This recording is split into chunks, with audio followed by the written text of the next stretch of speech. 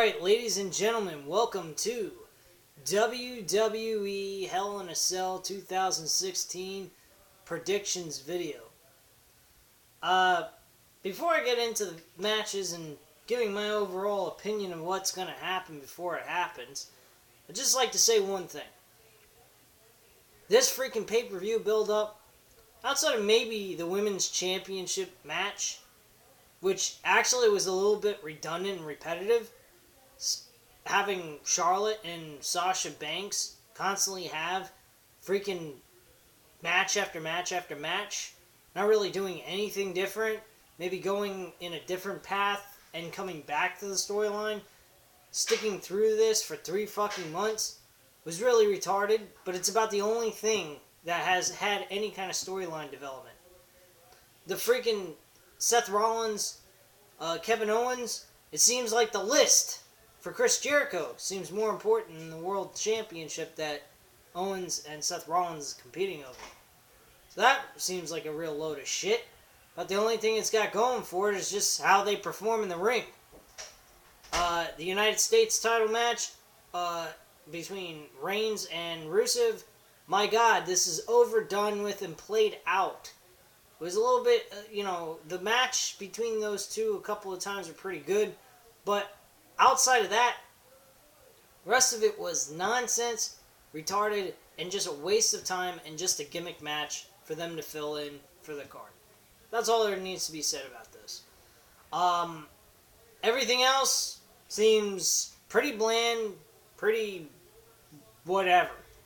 So who cares? So let's just get into this, shall we?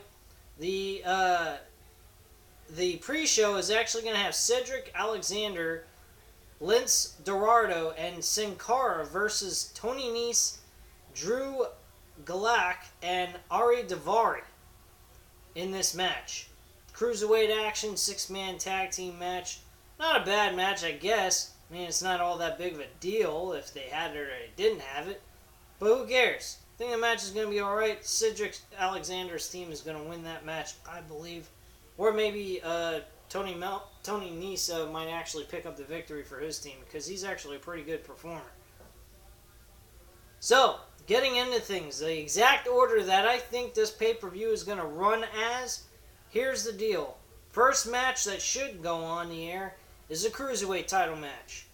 TJ Perkins versus Brian Kendrick have a nice promo video while they're doing their entrances coming out, giving the audience a good insight of what's been going on with this storyline if they haven't been paying attention to it all the way through, and having the match.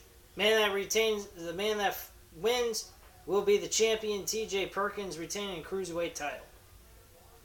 Next match after that, you get the bogus bullshit match out of the way, Bayley versus Dana Brooke. It's a shame Bayley has to work with Dana Brooke. She absolutely sucks. There's nothing entertaining about Dana Brooke.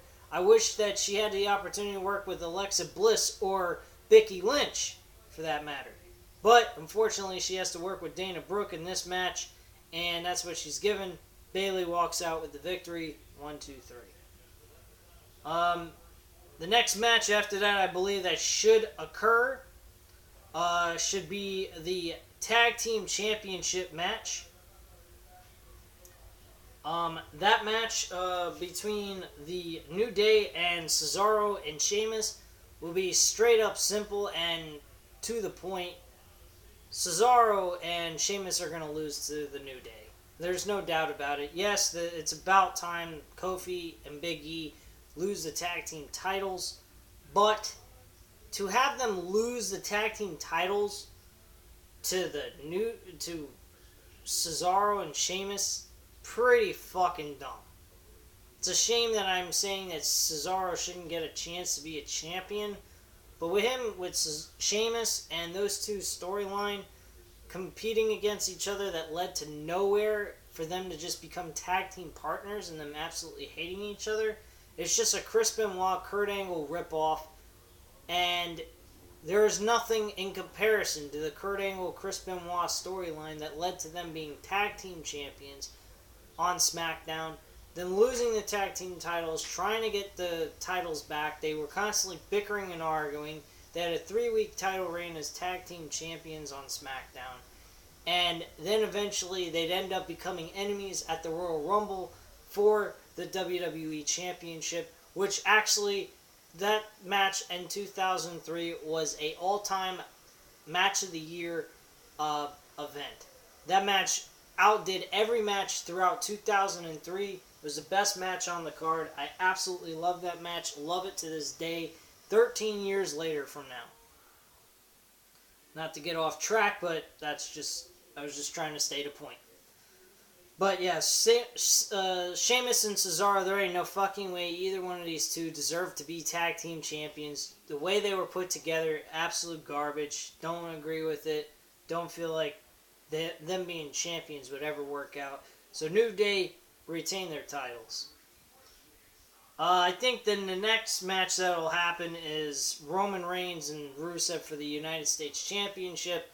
If you think at any point in time Rusev is going to walk away and crush Reigns, you're out of your freaking mind.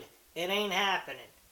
Whether you like Reigns, you love Reigns, whatever, ain't gonna happen. It's typical Vince McMahon retarded bullshit. Reigns walks out retaining his championship, getting a spear and getting the 1-2-3. Big fucking whoop-de-doo. This match is a complete joke. I think that match is going to be the 4th match on the card.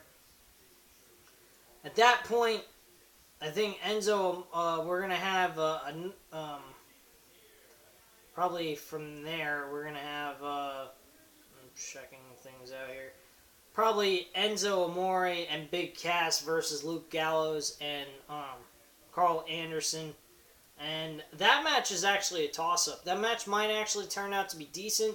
Not that it had a great build-up going in, but it might turn out to be some surprising match and very enjoyable.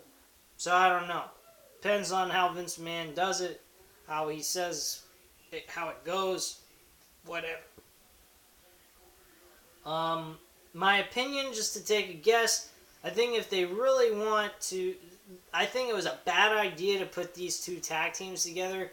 They're both on a downward slope. They haven't been winning at all, exactly. Enzo and Cass they're in the fucking Never Land. They should have been competing for the tag titles at the SummerSlam pay-per-view, or at least Night of Champions, or Clash of Champions, excuse me, and they never did that. So, that match, I don't know. I'm just going to go with Enzo and Cass to win this match, and that's it.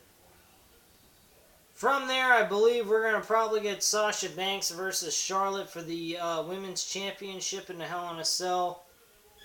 This match, very easy to figure out. I believe Sasha Banks is going to walk away with the win. I don't believe that there's going to be any blood, nothing really hardcore or difficult about this event to figure out. This is going to be a standard, regular, ordinary match with a fucking cell around the ring. Big fucking deal. Who cares? So that's it. Sasha Banks retains the championship and walks away the women's champ. So moving on to other things, probably after that they're gonna have like some sort of, regular segment to give a break with the Hell in a Cell match, some sort of lame-o segment, promo deal, and then Kevin Owens and Seth Rollins for the Universal Championship, and Kevin Owens is gonna retain that, and it's gonna be like how Night of Champions was, or Clash of Champions. It's gonna be, I guess, okay per se, but it's not gonna be great. Nothing's going to be extraordinarily interesting about it. And it's pretty much going to be a standard, regular, ordinary match. Kevin Owens retains the Universal Championship, and that's it.